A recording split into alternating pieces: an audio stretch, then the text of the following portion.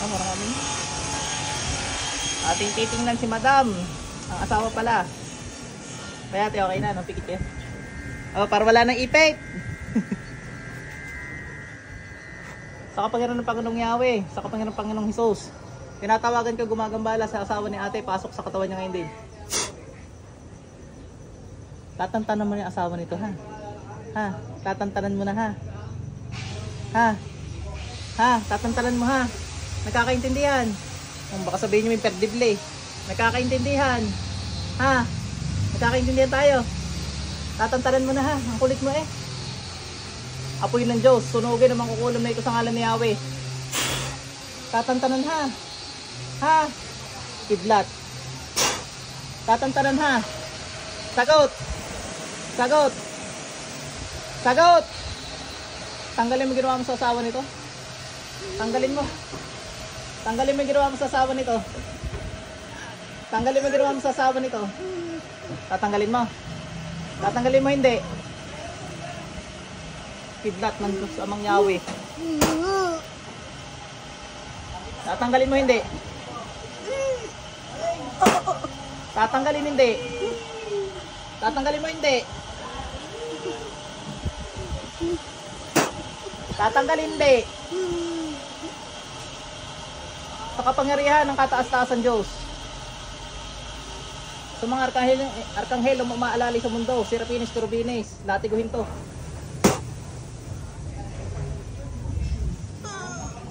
Ano? Tatanggalin. Gamitin mo isang kamay mo, tanggalin mo ginawa mo sa asawa nito.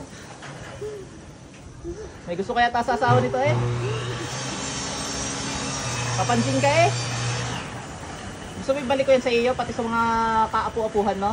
Ha? Yung pinagagawa mong yan? Probelta ng Panginoong Yahweh. Gusto mo? Ha? Baka sabihin niyo, binabali ko oh. Ang dami eh. Oh. Gusto mo? May kinangangatal. Kakapirasong kidlat eh. Aray, mas malakas. Sandali mo bultahe.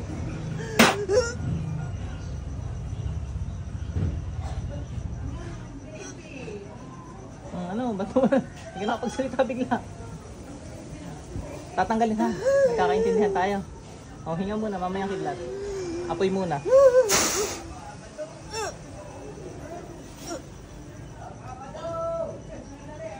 Espada. Ate ko ng Panginoon.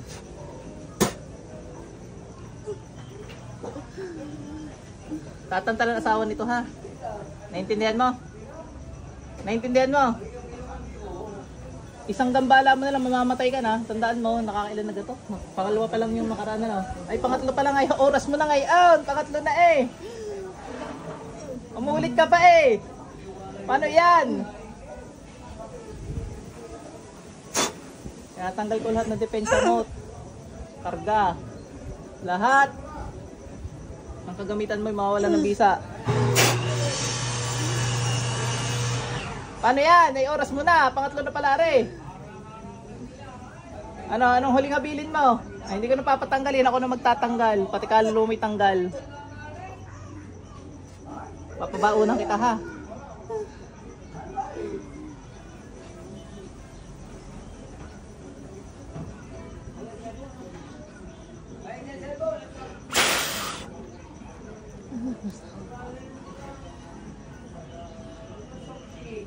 Panginoong Yahweh, amakong dakila, humihiling ako ng paspas sa inyo, napatayin ko, masamang espiritong ito, sang-ayon sa inyong batas, Exodus 22:18.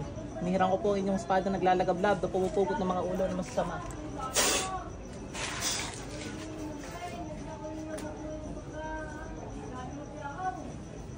Pasok sa inyo. Gising natin. Okay na. Oh, wala na yung tusok-tusok sa inyo. Pakaramdaman nyo.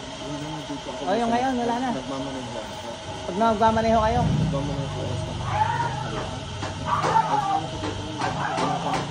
Sakit ano? Ngayon, pakaramdaman nyo. Yun yung pangalan. Gusto mo nagdakal siya. Oo, yun yung pag ano lang niya, pag tinutusok niya. Tapos kagabi dito, nabigla. Tindi ko. Kagabi din. Ito kagabi. Madaling araw siya. Madaling araw na siguro yun. Hindi, yun yung dinadasalan niya ng alas 12. Madaling araw na talab. Makahapat ako. Tagising ako. Alas 12, alas 3. Alam nito. Bagsak na naman eh. Bagsak ulit nung nagalitan. Patay, baka ipapatay na ngayon talaga. Pangatlo na eh. Pag ikatlo ay utas. Kaya ba Ay siya, sige ho. nagpasama na din. Sabi